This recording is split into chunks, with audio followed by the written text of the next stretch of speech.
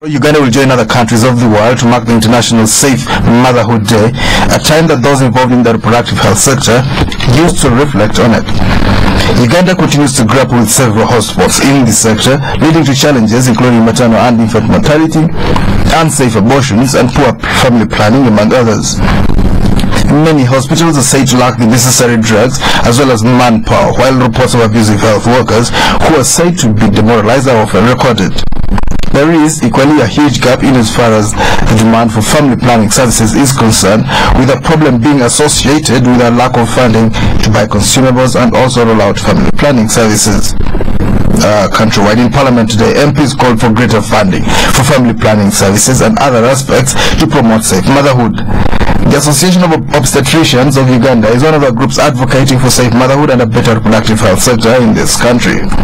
The association is composed of health professionals who interface with expectant mothers almost daily, and tonight we seek their views on the state of reproductive health in Uganda, the changes they want to see, and how those changes can eventually be realized. Our guests tonight: Dr. Charles Kigundu, obstetrician and gynecologist at the National Referral Hospital Mulago. He's also vice president of the Association of Obstetricians and Gynecologists of Uganda. You're most welcome, Dr. Kigundu. Thank you very much. Good evening. Viewers, because we're also on the internet, you can access a Spectrum video of YouTube. We're also joined by Sister Sarah Muwanguzi, senior midwife at the same hospital in Mulago. You're most welcome, Sister Muwanguzi. Thank you so much. Good evening, viewers. Dr. Michael Balikudembe, obstetrician and gynecologist at the National Referral Hospital in Mulago. You're most welcome, Dr. Balikudembe. Thank you very much. Good evening, our listeners and viewers. Dr. Kigundu, what is the state of Uganda's healthcare system broadly? Thank you very much, Mr. Kizito. Uganda's state of health as far as production is concerned is not very good. We are moving relatively slowly for the Millennium Development Goal expectations of 2015. And over the last probably 10 or 15 years, we are making a small modest reduction in the health of our mothers and babies that we are looking after in this country. We are still grappling with some of the problems of adolescent health. A lot of young girls get pregnant, and many women get pregnant in this country. We have a pregnancy rate of about, over 1.5 million women get pregnant annually in this country. And getting pregnant will not be a problem, but we still lose very many mothers out of experience of getting pregnant and going through pregnancy. And we lose probably about 6,100 every year from complications related to pregnancy, childbirth, and immediately after delivery. And a lot of our babies also die in the process of childbirth. This being a measure of how good reproductive health system should be, it really reflects that we are not doing very well in that area. So how does the availability of family planning services help? Family planning would denote that pregnancies, when they occur, should occur when women and men and the families already have children. They are ready, as far as their ages bracket is concerned, they're mature enough. They also have enough resources to plan, to go through pregnancy itself, and to be able to look after these children, such that they can have children that their bodies can support, and they have pregnancies that are widely spaced enough, such that the mothers are not overburdened by the frequent pregnancies that they get, and that they can also have a time to reflect and renew their energies as they look after the children that are looking that must look quite nice as they grow up.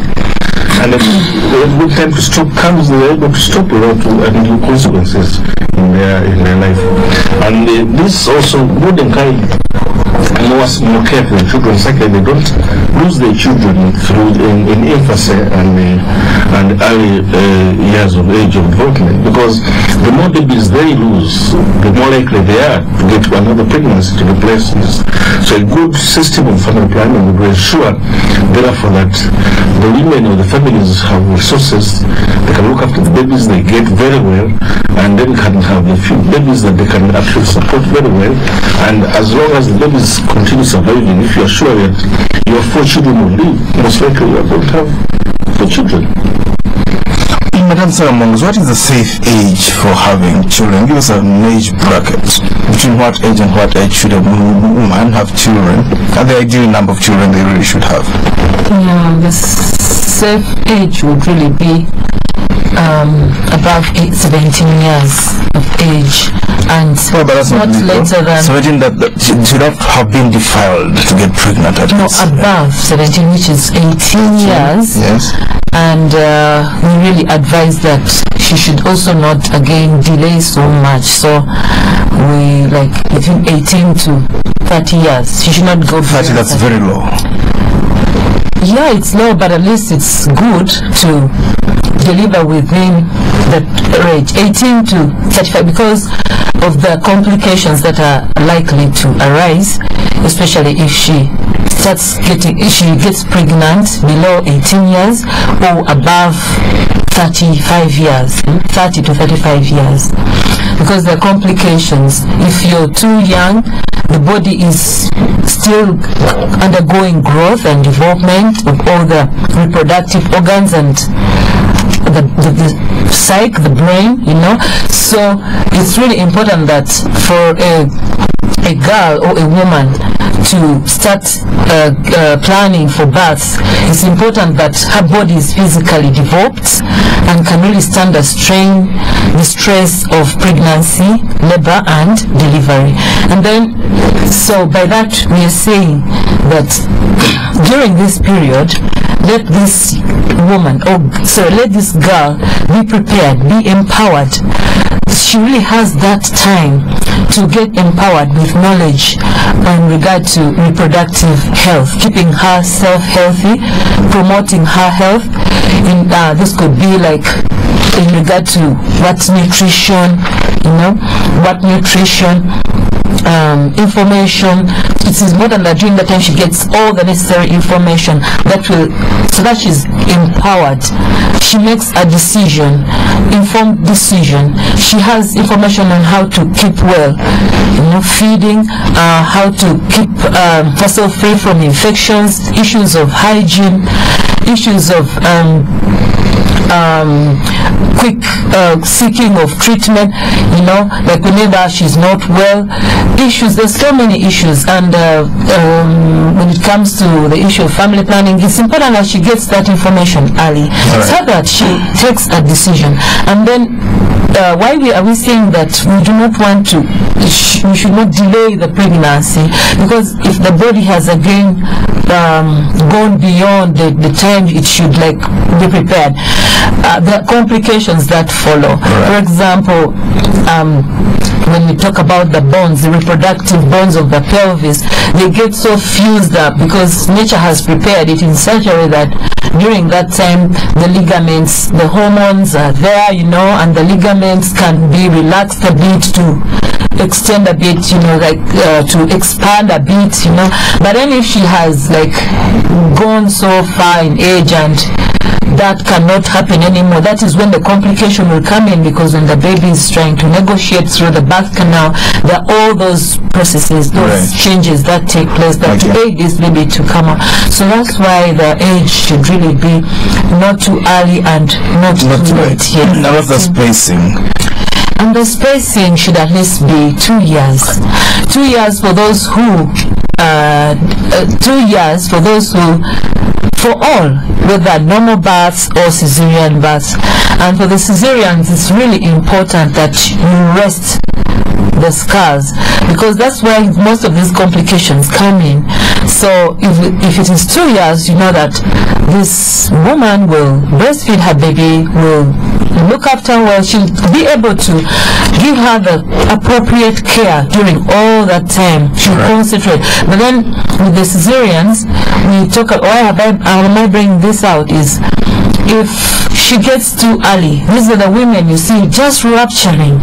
Nowadays we always talk about many cesareans, but when you look at such women, these are women who have been operated before and they have not given time for that scar to heal. Right. So she comes in and she's just rupturing. Definitely they have to take her for theater, and some of them, if they don't seek access facilities, if there are no drugs, no theaters are not working, no blood, such issues coming, and this is when you see a woman just passing on, getting, is it fistula or something? Yes, fistulas are, yeah, the one. But what's the ideal number of children a woman should give birth to? Currently, right now our fertility rate is quite high. 7.2, 6.7. That is really high. 6.7's come down. It is 6.2, the fertility rate, yes. But ideal, it depends. The factors that we really. How many times should a woman give birth? Some people give birth to triplets. They give birth to triplets, but should they give birth 4 times? Is it still say the same thing? Yeah, if you have given birth to triplets, then you really have to rest and make sure that you bring up those triplets, because those are like 3 births at a go. The same. Yeah, the same. Well, listeners, this is Spectrum on Radio, and tonight, how can reproductive health be improved considering the challenges? We have experts from Mulago Hospital, Dr. Charles Kigundu, Sister Sarah Muwanguzi, Dr. Michael Balikudembe, Obstetrician and Gynecologist at the National Referral Hospital. You will be able to call in and contribute to this discussion. Dr. Michael, how do we get out of this trap, the funding gap, the unavailability of resources, family planning, and the other things? Thank you very much, Edmond. Edmond. Good evening to you, our listeners who were not here during the introductions. I would like to say that health sector funding, you say the health sector needs to be funded, okay? And we need people to take up to use these facilities which have been put in place. Okay, the question is, how do we get out of this problem? Yes. And we have a system of at least 3 delays. Research has shown that there are 3 delays, whereby the first delay is about the delay for the person to seek health care, delay for the mother to seek health care, and the second delay is about a delay to reach the health facility where they are going to get quality health care. And the third delay is the delay to receive or to access the quality health care at the facility. Okay. So each of those, you find that each of these sectors needs to be funded, particularly delay number 2 and delay number 3, the roads. Okay. Then in the hospitals or the health units where they go, they serve the equipment and the health personnel and the medicines, the drugs which they need. So if we try to tackle these delays, then we shall be able to improve the outcomes of pregnancies. Yes. And when it comes to funding, we know that the government is the biggest financer. It has the most resources. So if there is no will for the government to put in place quality facilities, leave alone putting facilities, but you have to put quality facilities. And what does quality mean? And in whose eyes do you see quality? Is it from the side of the layperson who just gets what they give them? Is it from the side of the politician? Is it from the side of the health worker? We know what is standard, what's out there, what you would want also to have. Yes. So you need to have timely medicines, you need to have health personnel to look after you when you have an emergency, especially the 15% of women who get complications when they are giving birth or when they are pregnant. 15% of the women get complications? Yes, that's known. That's out of any 100, yes.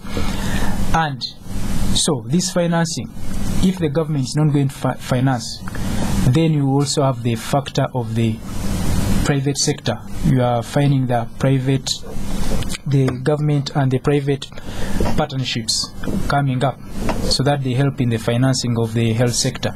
You are having donor funds. So we need to get funds for these to be able to improve basically the services which we give and the facilities.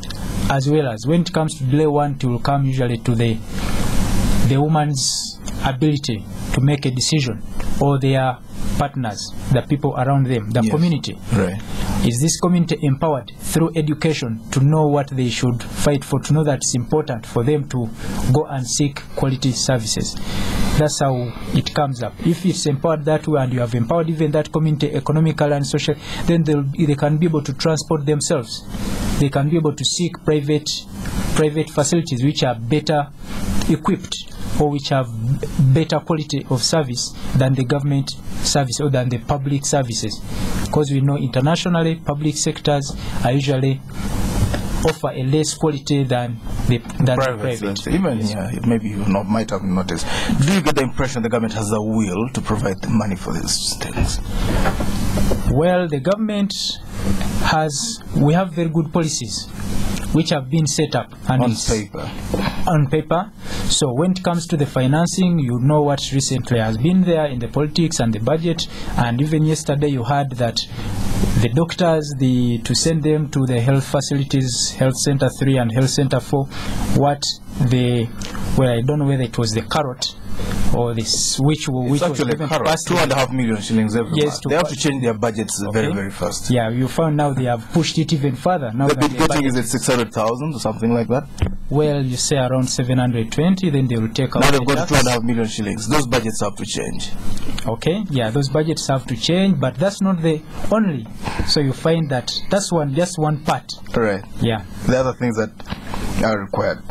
Dr. Kigundu, talk to us about the general trouble spots, these neglected areas that lead to many deaths of poor services. He told us you need to seek health facilities, early enough, you need to reach the facility. What are the areas, if the government were to touch them with a limited budget, that will provide most benefits?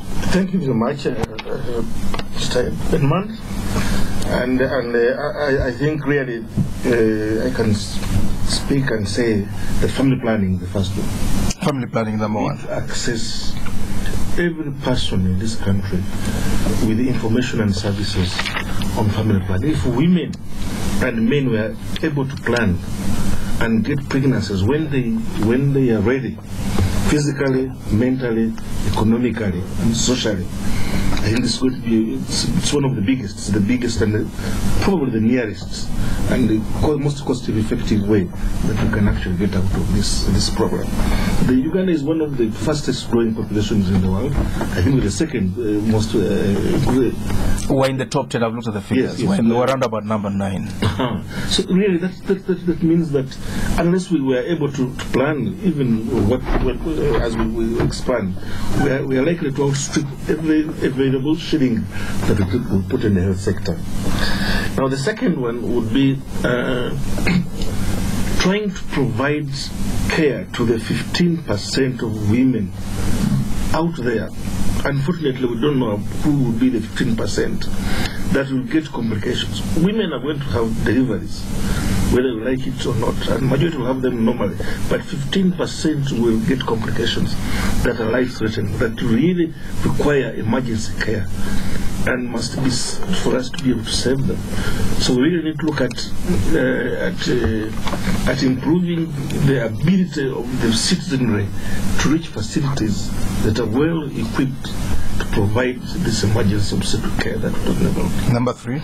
Number 3 is we really need to seriously tackle the issues surrounding unsafe abortion in this country, because a good number of women and young girls actually die from complications of unsafe abortion in this country. About a quarter of our maternal mortality is due to complications of unsafe abortion. Okay. So we really need to tackle it square on, without fear or favor, and lose the stigma around it, bring it out as a problem, and get practical steps to address this. And probably the other one is improve child survival. We need to be able to, as a government, as people in this country, to improve child survival, because it is known that when children are able to survive, then the dangerous pregnancies are going to be avoided. Because then you know if that the child that you have delivered today is going to live up to 60 or 70 years. and you are sure that they're going to go through life, then it's going, because the majority of our women, 70 years is still a bit early. You died before time. Yeah.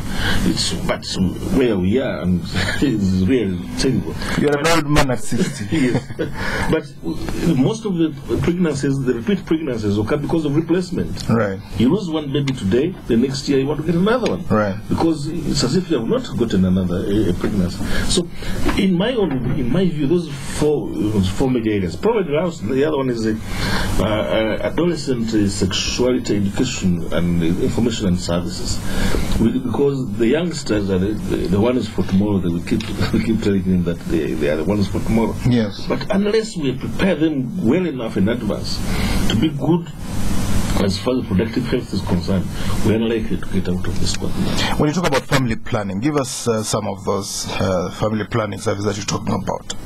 Well, we have a wide range of family planning services in this country,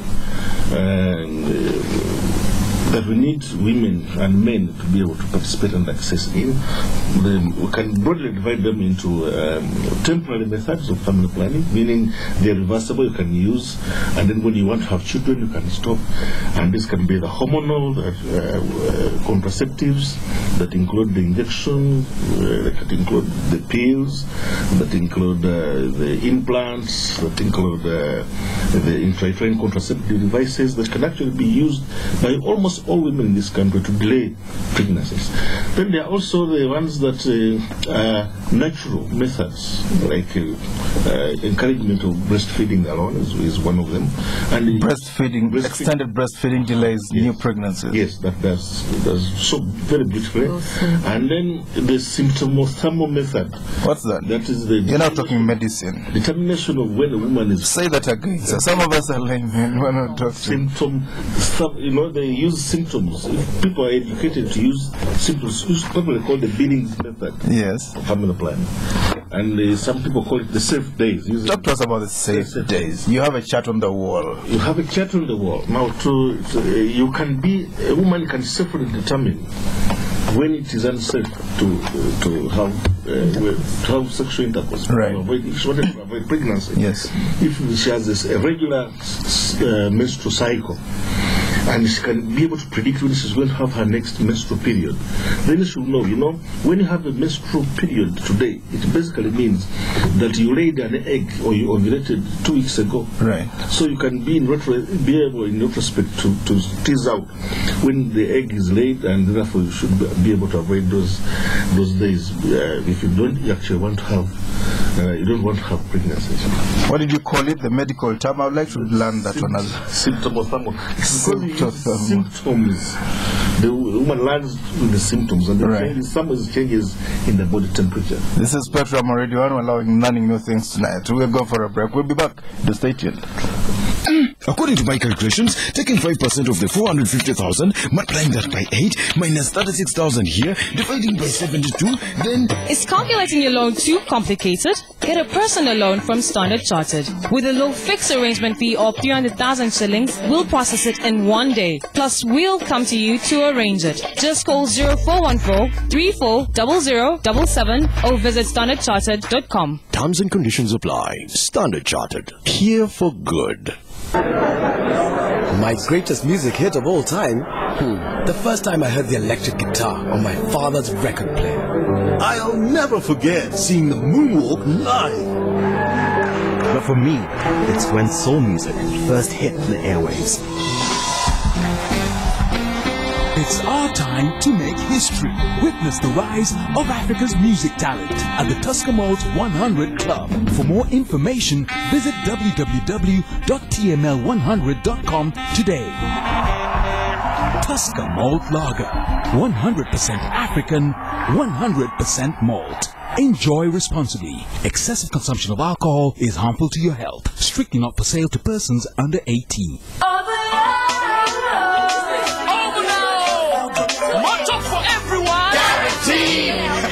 Everybody talking like this in the car, this in the bar. Doesn't even matter wherever you are. With overload, what you really don't know is one number. You get a little bit more. Talk a little longer. Send text to all your loved ones and laugh a little longer.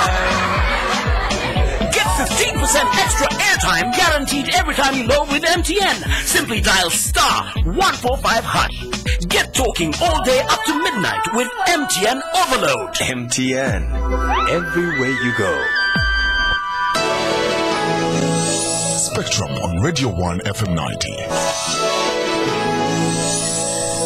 Welcome back on Spectrum tonight. How can reproductive health be improved considering the challenges? Our guests tonight, Dr. Charles Kigundu, obstetrician and gynecologist at the National Referral Hospital, that's Mulago. He's also vice president of the Association of Obstetricians and Gynecology of Uganda. Sister Sarah Muwanguzi, senior midwife at the National Referral Hospital in Mulago. And Dr. Michael Balikudembe, obstetrician and gynecologist at the same hospital, that's in Mulago. You will be able to call in and contribute to this discussion. Sister Muwanguzi, how do we get the government to commit more money? Thank you so much, Edmond. It's really an appeal to the government, and like Dr. Charles has already mentioned, most of the neglected areas, and we're really looking at if the government can really prioritize on the health sector, because these figures, the deaths which are so stagnant for such a long period, really affects our image as a government. 435 for every 1,000. Yes, and it has been so static for a long time. So, if the government can really prioritize on the health sector and really work on most of these neglected areas. He has so much talked about family planning, but then if we can also focus and look at the health facilities, because down there we have seen so many structures which are non-functional. Non-functional? Yeah, theaters, health center halls. I was told about a theater where you have to get in backwards and it has space for only one person. A thin place. Very thin. It's like a corridor. And then theaters have been erected up the rural, up country, and even within the city. You can talk about Kasangati, Kawempe, but then you find that there's no doctor, there's no surgeon, the midwives are too few, the equipment are not there. So if the government can really direct funds to refurbish theaters, because we've been talking about complications, and we're telling women to come for antenatal and then get prepared and then informed that if they come to the facility, that is the area where the complication can be solved or worked on to prevent death. So if the government can really direct funding towards refurbishing and equipping these health facilities where the skilled birth attendants are, then that will really do good. Because like we are talking not only on the equipment, the infrastructure, the staffing, the drugs, All right. And then then also put in, if it can also look at improving on the referral funding and rejuvenating the referral system, because we are talking about delays, but most of these women cannot access these facilities because they are poor, they cannot transport, they have no transport. But then if they can, we can have ambulances which can reach out to these people, not only get static at the facilities, but then get down there and then improve also on the communication system. Then that really can help, because a woman can be wherever she is and an ambulance can get her there, bring her to the facility. So let the government direct, if you can get vehicles for different ministries, then how much more ambulances to ease the means of transport and also fuel them. Because you've had things like the ambulance is there, but there's no fuel.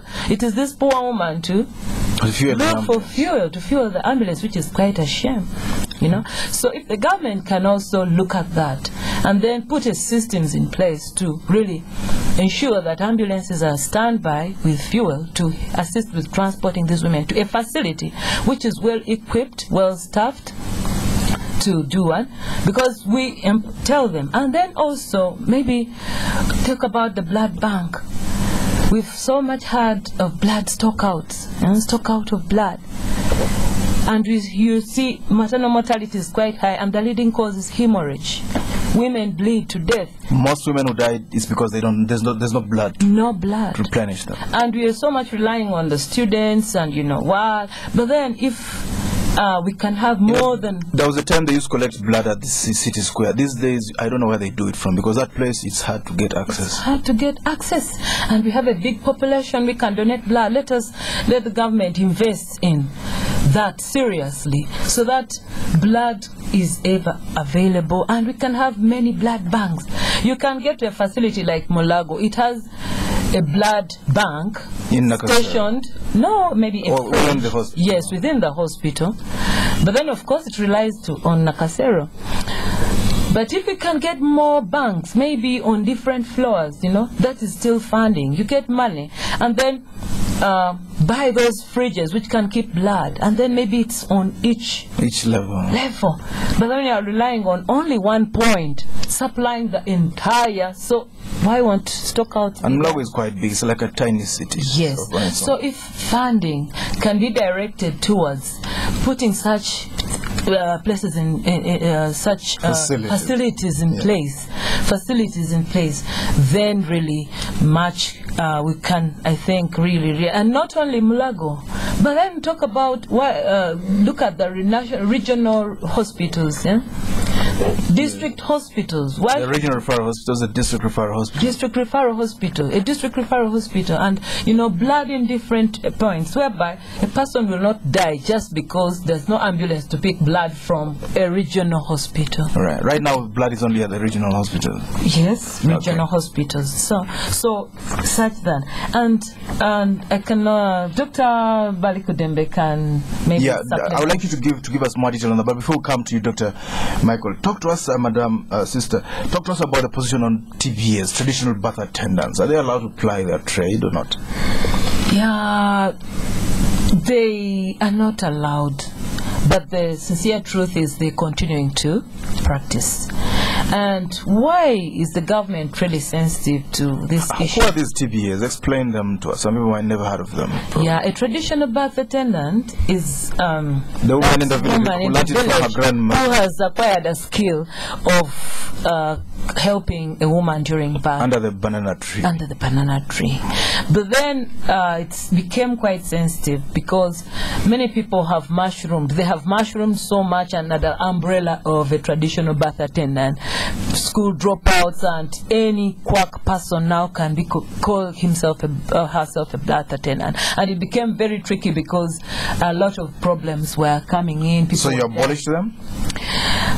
A ban was placed on that. They are not abolished, but what they did is that they were merged into the village health teams. Right. And then when there's that level 1 structure of the village health teams, which comprises of those people who have skills of helping births, the traditional birth attendants, or resource people within the communities, the local council, they could be retired medical workers. The village health team comprises, they are not really professionals, but they're very resource and helpful in a way. So like they come together and help their communities. Yes. Right. Help their communities to promote their health.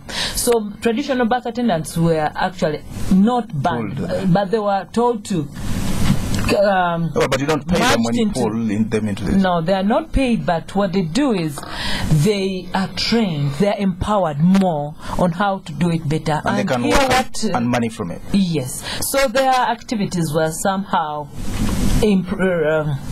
they were revised, right. So that they have limits. They are taught on how to identify complications and refer them early instead of managing these complications on their own. We've seen traditional birth attendants doing cesarean, section surgery, cutting women to get babies. So in this case, when they get to the village health teams, they work together with the staff or the midwives of the health facilities, and then they help in visiting these women, teaching them how to do birth planning, encouraging them to come for antenatal, and giving them the relevant information. They do visit them once they identify that they are pregnant, and then work together with the health workers to really prevent all these complications. Actually, that is really what is recommended now. Yeah. Well, I was thinking you were going to say you banned the TBAs, knowing because there are some counterfeits, knowing very well that even among doctors, we have morticians who pretend to be doctors and sweepers in hospitals. They wear gowns and pretend to be doctors, and you haven't banned doctors. Dr. Michael Balikudembe, of the three major priorities, medicines, facilities and staffing, which ones should the government concentrate on if they have a limited resource basket? Thank you. They have to buy medicines, build facilities, that is centers and equipment, and staffing. What should they do first? Thank you very much, Edmond. Maybe to go back a bit, I wanted to supplement. You said, how can we get government to commit more funds to the health? You have an answer to that? Well, I believe if we as the electorate put the government and we put it to task. Politics tonight, go on. Not politics. If we can put down our guns, vote wisely, and also put our leaders. Recently, well, it can be difficult, but at least we moved a step when they said we are not, when our many parliamentarians said that we are not passing this budget before we increase the health sector budget. So I believe that was a big step forward. And if we are to improve that and we make it even better such that we reach the 15% which we have signed to fund in the Abuja protocols. The yes. And that will be almost doubling the budget. There's no money for that unless the oil comes sooner. Not only the oil, there are always, at least you find there are sectors where you can. Where defense. It depends on what we think. We think our mothers and babies are important or not. Okay? Well, but the doctors have been given 2.5 million. I'm sure they're going to change their budgets, what they buy every month. But is that going to change a lot of things? That will not change a lot of things because we say health service provision is a system. And in a system, there are very many players. And among these, the workforce or the human resource is just a small bit. You find there are about five steps or 5 key elements which have been identified to help in the improvement of and we find that leadership is one of them, proper communication is another, human resource is one, then we have to have the facilities themselves which are equipped as one. And the number 5? Number 5 is skipping my mind.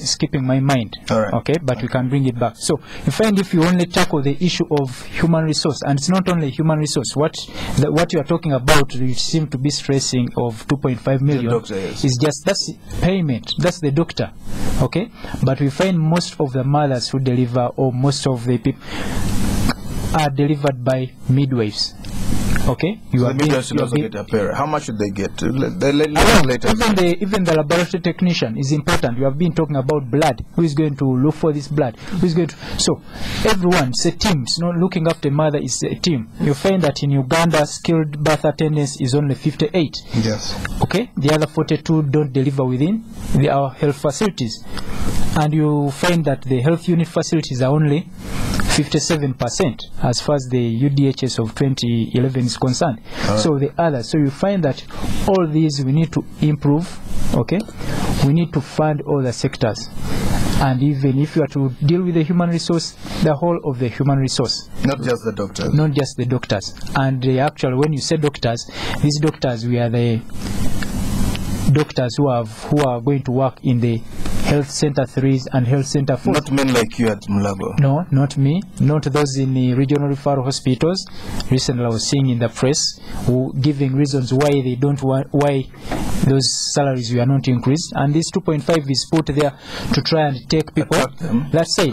But remember, these people are not going there just because of not the salary only. There are other social services in those facilities, in those areas.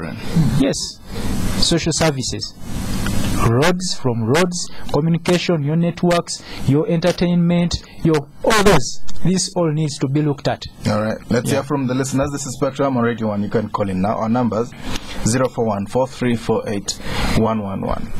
0312260 0312261 When you call in, please tell us your name and where you're calling from. Spectrum, hello? Hello? Yes, sir, your name? Yes, good evening. Mukasa is the name. Yes, Mr. Mukasa. I want to thank the guests in the studio, Medic. I just wanted to ask one question. What can $1 million do for them? Because recently we acquired a Pullman Mercedes for a ruler. They could tell us what it can do for them. Good evening. Spectrum, hello? Okay. Let's get some parallels here. Yeah, what can one mean? Okay, Spectrum, hello? Yes, sir, your name? Sorry? Yes, Moses. Yes, I wanted to know when somebody goes to the surgery and then they need some bottom fingers and new plates are left in there and the suffers with it in the stomach. What would one do? Thank you. Okay, Spectrum, hello? Yes, good evening. I wish you could maybe tell the people about the withdrawal method. Yes, your name? You know, that's the concept of that. Yes. Yes, sir. Withdrawal method. Spectrum, hello? All right. Spectrum, hello? Hello? Yes, sir, your name? I'm called to WhatsApp. Sam, please switch off your radio and talk to us. I'm physical. I'm trying to ask those medics, they increase the salaries of the doctors at the regional referrals and the health center post. Sorry. They never thought about the other stuff where the staff who are doing the biggest workload. What is the government's motive of increasing salaries of the doctors without the other health workers, paramedics, nurses, etc.? What is the government's view? Thank you. All right, Spectrum, hello? Okay, let's get back to the studio and hear from you, Dr. Kigundu. You can respond to these questions. Thank you very much, Mr. Kizito, and thank you very much, our listeners, for the questions. I will try to say a few words, as my colleagues also say a few. What can $1 million do to I think it's a lot. He's comparing it to the Mercedes that was apparently bought for the president. Well, I won't talk about the president's... No, let's not talk about the president's limousine. Let's talk about the 1.4 million and what it can do. And that translates to 2.5 billion. About 3.5 billion shillings. 3.5 billion shillings. That's a lot of money. It can build can equip a very modern hospital in this country that can serve more than 100,000 patients. 100,000 patients can benefit from. Yes, can benefit from that. Then Moses from where says surgery is done, and sometimes foreign things, we call them foreign bodies, are left there. What can we? This is very sad if it happens. We also need to understand that sometimes providers of service in this country, we have a problem. They are real surgeons, and then surgeons in quotes, and also the conditions under which the surgeons operate. Sometimes they're stressed. Sometimes they're so stressed. But their light goes off while they're doing. But we wouldn't really excuse this to take place. But if it has happened, I think we really need to seek redress to this. If something can be done. They have to go for another operation to remove those foreign objects. And then the withdrawal method. Is that something that can be fatal? They forgot a scissors in your stomach. Well, probably not. It might delay. It might delay the process of healing, but it's unlikely. You can live with a pair of scissors inside of your. Have lived with bullets in their bodies for a long time, and they're strange things. This body. Go on. The salary increment at the health center for doctor level. I think this was a desperate maneuver taken by government to have something passed in Parliament quickly, but certainly will not solve the problems of this country. Should we take back the 2.5 million? Unless it is equitably distributed to the people that work in health center for. A doctor will not run a health center for alone. They require technologies, they require midwife, they require nurse, they require sweeper, they require driver. So really it was, I think, drastic It's a panic maneuver that was put in place at the time to quieten the house, saying that the budget can pass. The withdrawal method, yes, is one of the methods of family planning. Some people use it, but it requires two ingredients. One of them is discipline. The discipline must be one serious way of looking at it, and then the other one, the failure rate is also very high, because as you are trying to during sex, there is what we call a pre-ejaculate fluid, and this pre-ejaculate fluid unfortunately sometimes contains sperms, and so as you are really waiting for the real time to withdraw, you may find that actually some sort comes. But some people have used it, but it is those are two ingredients that make it not very, very effective. So you might as well use the condom. Yeah. It's the closest relative of the closest Madam Muwanguzi. Sister Ma, talk to us about what you think about, you heard what the callers said. Yeah, in regard to the surgery and the things that could maybe by mistake be left in, what does one do? Dr. Charles has really mentioned, but it is really a rare thing, very rare. And like you said, at times, because what really happens is there's a way things are done in theatre. There's a lot of counting of instruments, of the swabs, mobs, and that is really as test methods. Yes, those are that's the ideal.